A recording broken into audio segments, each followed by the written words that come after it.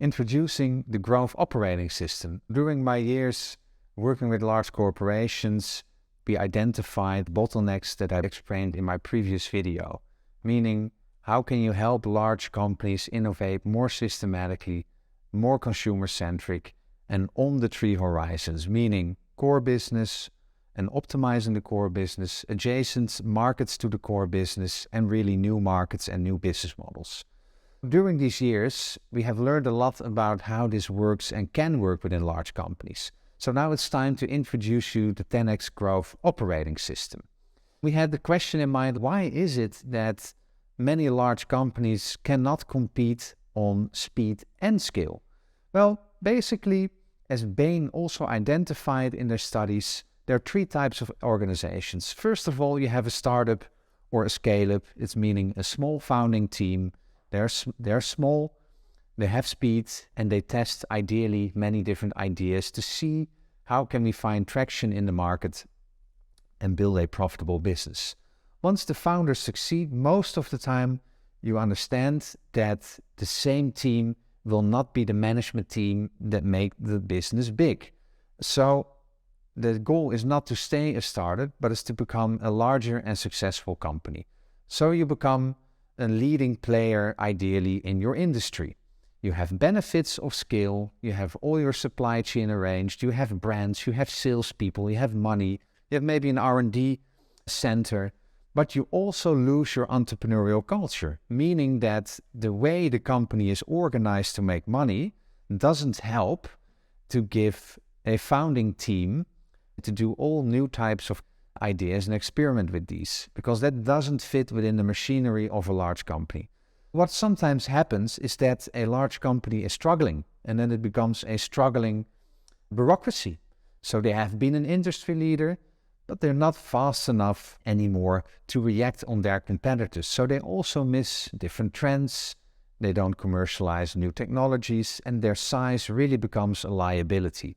Their growth is in free fall, and these firms need a radical change before it is too late. So basically what you see on this graph is on one side you see scale, and on the bottom side you see speed. And ideally, as you see, a startup is very fast, but once you get bigger, you will become an established company.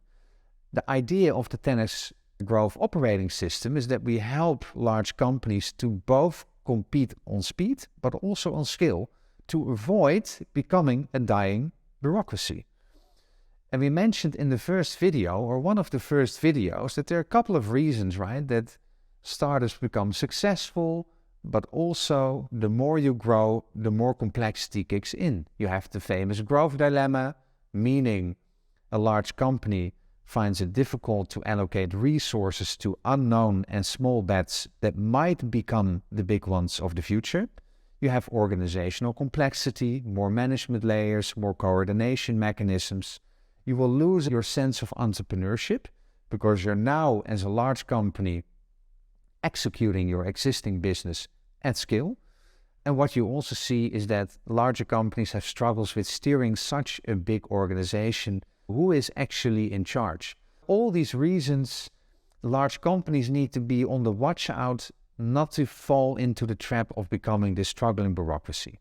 Elon Musk of Tesla famously argued that even more important than the product is to create the machine that makes the machine. And that is exactly what we try to do with the 10xGrowth operating system. You can read more about it, of course, in the book, The 10xGrowth Machine, but in these videos, I will take you step by step through all the pillars that you need to work on to enable and deliver on speed and scale. So what is the 10xGrowth Machine? It is an organization that can compete on speed and scale. It is a battle-tested approach that helps companies implement venture building as a means to compete with other companies in the market. And the 10xGrowth Machine follows a dual core strategy, what basically means the following. So in the model, you see the core business, which needs to run the existing products, do it better, do it smarter, do it more efficient, and ideally adding functionalities to the core. On the other side, you see the growth machine. So that is let's say, the system that really works on how can we rejuvenate the core business? How can we disrupt the core business? What are the new models of the future? And there's a different culture within that company. It's more entrepreneurial. It takes risks. It works on smaller and newer long-term ideas or technologies. And you see that it is steered by the executive board, which is a challenge because you ask the executives to not only run the core business, but they also need to run the initiatives that become the future businesses. All these future potential businesses, you run them through the lean innovation process, which you see at the bottom of the chart. That moves from ideation to problem solution fit, to product market fit, to business model fit, and to scale. And we will dive in one of our next videos more into detail on what this end-to-end process means. But this gives you an idea of what the growth machine is on a more strategic level. One thing to mention is that the venture board, which you see below the executive board, is actually the steering committee or the new business council that is doing basically two things: making sure that there are resources flowing into the portfolio of new innovations, and also manage the tensions between the core business and the new business. To summarize it clearly, the idea of the growth machine is to create two engines in which you bring rapid prototyping and test and learn principles to rejuvenate legacy brands and product lines, adjacent innovations, but you also work on venture building. What are the disruptive innovations and businesses that really can transform the industry and our own company? Important to understand, and this is something Steve Blank introduced a couple of years ago, is that innovation and execution is a different animal. So what you see within the growth machine, the innovation machine, is that you are searching, you're trying to find a repeatable and scalable business. While execute is that you understand the business very well and you need to execute on skill. And you have an operating plan and you know exactly what you need to do. Another difference is that search goes more through iterative cycles. So we have assumptions and hypotheses. We test these hypotheses very fast to understand, do consumers look for X amount of products, yes or no? So it's iterative and agile, and it's consumer-centric. Well, at the other side, the execution piece, you can more do it like a project management methodology, moving from the analysis to the design, to the development of products, and bring it into market. Because you know that market, you're leading there, and you understand what consumers want, which is very different than search. Another difference is that within the search mode, it's very good to say, I don't know. It's the best starting point, because if you don't know, you have all types of assumptions and hypotheses which we need to test, which is a very different mindset than I have answers and I can perform and I know how to run the business. So making a lot of mistakes in the execution, or let's say large-scale businesses, is not a smart career move. In the innovation engine, understanding that you don't know is actually the most fruitful starting point to start and test your hypotheses.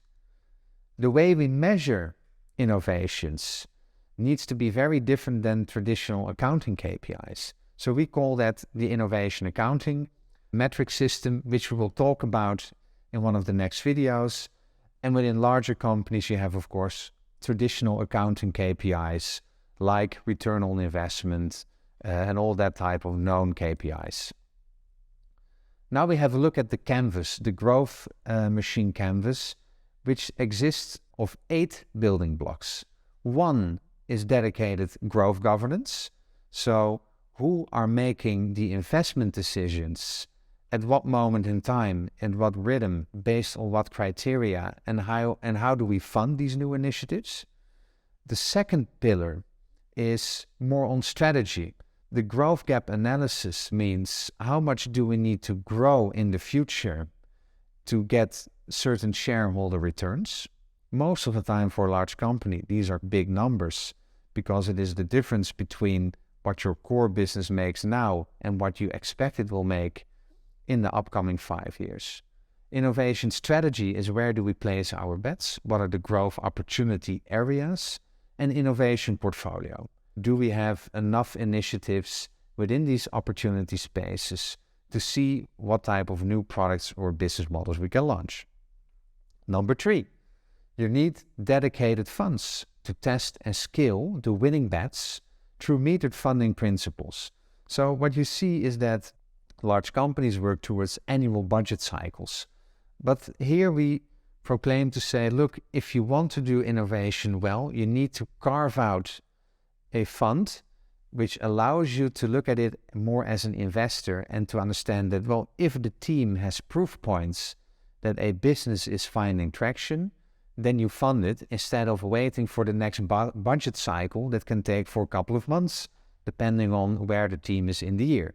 Number 4, end-to-end innovation process and innovation counting. Why it is difficult in larger companies is that there are different innovation processes during the years developed. So what you need is an end-to-end lean innovation process moving from idea all the way to deployment in the market. Innovation accounting, as referred to before, is a new set of metrics to fund and evaluate new initiatives in the right manner. Pillar number 5 is you need to collaborate with new companies in the market, startups, scale-ups. They can accelerate your go-to-market. They can give you a platform which has distribution to a new target segment, or maybe they have provided technology that allows you to create a new product better for consumers. Number 6, agile processes. So most of the obstacles within large companies is that you get stuck in the existing processes of the company.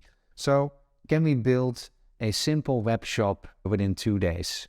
Well, yes, we can, but mostly likely the IT department will say, look, we don't know if this web shop is safe, if it can withhold a certain pen test, where is the data stored, but also can we test on brand? Most likely legal will not be happy with your initiative. The goal is to create a set of new policies and processes that enable fast learning. Pillar number 7, we need to identify the right talents and prepare and train them a new mind, skill and tool set for innovation. Number 8, entrepreneurial leadership. It could also be easily pillar number 1 because in my experience, leadership is the most crucial factor, that it creates a culture and a space for the teams to truly innovate, to make mistakes, to do many experiments. But there needs to be a culture where it is safe to do that and not to be afraid if you still have your job next week. Entrepreneurial leadership is a topic by itself, which we will dive in more specifically later on in the course.